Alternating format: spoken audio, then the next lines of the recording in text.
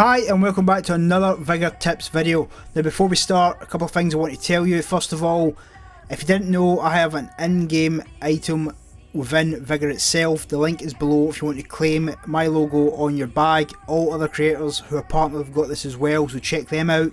Also, I'm doing a giveaway for the starter pack which comes with 500 crowns and 5 uniforms. All you have to do is leave a like and comment and I'll pick it from the comment section below in about 3 days time from this release. Finally, I've opened some rooms in my own Discord so you can meet up with other people and try and team up to do the duos if you're finding solos a bit difficult. Today we're going to look at some of the common questions that I've keep getting asked from my previous videos and recent videos. The first thing we're going to touch on is what I always mention, the firing range, but you can also change from automatic to single fire for most weapons. Obviously pistols are single fire only, so you can't change them. Now, also, if you crouch, you'll see the reticle in the middle gets smaller, and if you go in prone, it goes even smaller. This reduces the recoil and makes it a lot easier. You'll see a lot of the better PvP players, when they're in gunfights, they'll always try and crouch then fire without using ADS. That seems to be the best meta in Vigor at the moment to make sure you win the gunfight. Something I'm working on at the minute because I'm not the best using a controller, as I've said before, but practicing this and using it in the range to get used to things will seriously help. Bear in mind, the scarecrows on your range have the same health as a player in the game. Skins and in-game items can be purchased from the shop, but one thing that you may not know if you're new to Vigor, you can actually get all these skins from getting crates. I'll touch a bit more on crates and how they work later, but don't feel you have to buy them all. Personally, I think the value for crowns isn't worth it at the minute, but I think they will tweak it. But just bear in mind, you don't have to buy them, you can actually get them from crates. One of the most asked questions in my personal comment sections is how do you heal in Vigor? Very simple. Basically, at your workbench you can actually craft different types of healing equipment depending on what workbench you actually have at the time. All you have to do is craft it, put it into your inventory, then when you go into the map itself, hold left top, then hold right trigger after you've picked which one you want to use. It's extremely simple to do. Another thing people don't actually get is how to open the lockbox. Now, if you have vibrate on your controller, all you have to do is scroll through the numbers, and when you feel it vibrate, stop on that number, move to the next one, wait for the vibrate all the way along, and that will actually open the box. It's very, very simple, just make sure you have vibrate on.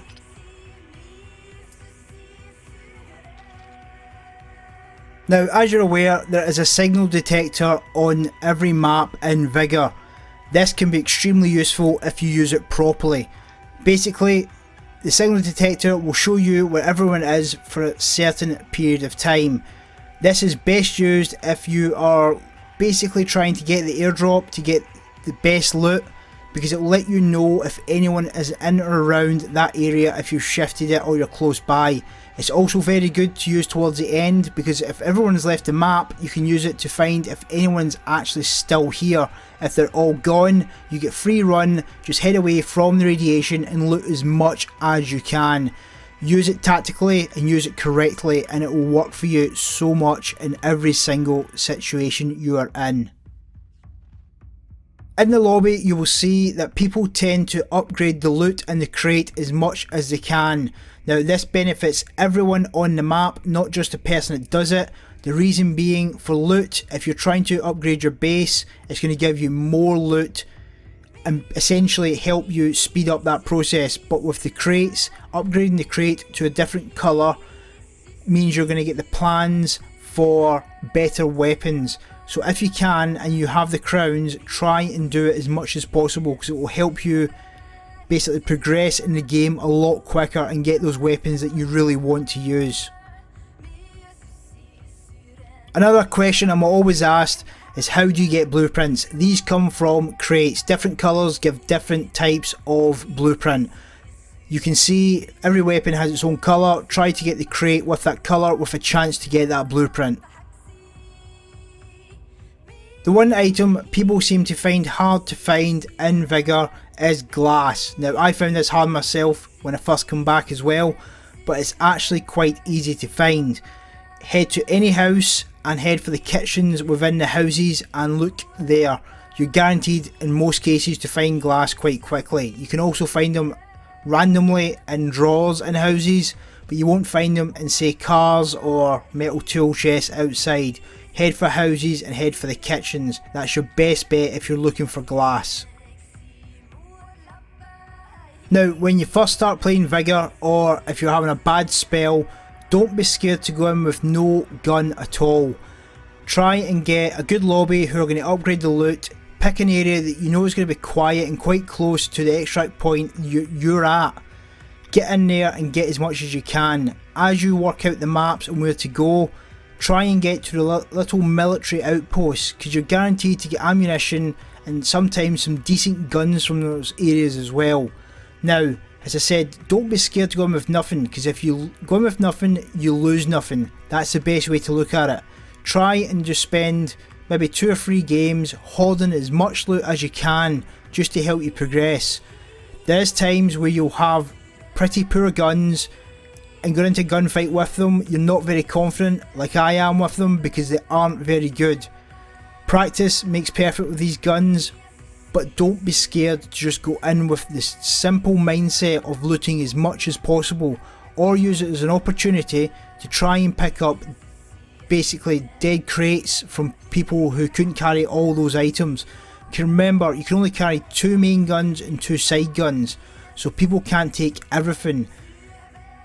Listen for gunfire. If you hear it and you've got nothing on you, run to it, hide in a bush, wait for them to finish. If the guy doesn't take everything, pillage off the dead body. That's the best thing to do, especially if you're starting out. Work off the scraps and work your way up the food chain. Honestly, it will pay dividends in the end. Upgrading your base is an essential part of Vigor. This will help you progress, get better workbenches and allow you to get the better guns and be able to craft them after you get the blueprints. Now, this is why looting is so essential, and going back to my last point, have those times where you just go in purposely to get the loot you need. Now, your progression tree for your base, try and do it as often as possible. Leave the ones that take an hour or longer and do them as you log off. Leave them overnight when you go to bed, so when you come back in the morning you can focus on the 10 and 20 minute ones. This will help you get more materials, more crowns, donate more food, and essentially give you a purpose to keep coming back to the game. It's a very, very good part of Vigor and slows down the rapid progression at the start, which effectively helps you get to grips with the game and understand everything that you require to progress in the game well. To summarise, when you first start playing Vigor, or for the first say 10-15 hours, you're probably not going to be very good. You have to master the gunplay. As I've said before, you have to try and get used to that crouch and aim down the sight. There are better weapons, people have got weapon guides out, but personally I think you have to find a weapon that suits you, and that's where the gun range really comes into its own. Do the challenges, try all the guns out when you get them, try and use the guns only that you can actually craft until you're confident enough, then take the ones in that you don't have blueprints for just yet. As I said before, if you can craft it and you lose it, it doesn't really matter. But if you can't craft it and you lose it, it's going to take a bit of a punch. Try your best to use the firing range to your advantage. Try and get in gunfights with lesser guns, ones that you can craft and know that you don't really care if you lose. That will give you the practice and the confidence to try and encounter more players. I honestly recommend you watch a lot of these Twitch streamers at the minute, people like Bobby Sanchez, who have been playing it solid for a year and know the gun mechanics and have very good tactics on how to actually get around a lot of the maps. Vigor is not an easy game to pick up, but is an extremely addictive game when you get good at it. I'll be doing more giveaways. As I said before, we're doing a giveaway now for the starter pack. Every video that comes out will have a fresh starter pack giveaway for about the next 6 videos, so stay tuned for that as well. Again, leave a like and a comment. I'll be using a third party software to pick a comment randomly. I'll then contact you via a message on your comment and invite you to join Discord, and I'll send you the code for that and you can just claim it in the Xbox store. So guys, that is me just giving a quick oversight of all the main things that I've been asked from my older videos and newer videos, because a lot of people have come into Vigor. 1.2 million in the first week, which is insane. I'll be streaming a lot more now I'm back from holiday, so make sure you tune in, ask any questions, come watch me die a lot and give guns to people because I'm not very good with a controller, and I'll catch you in the next one.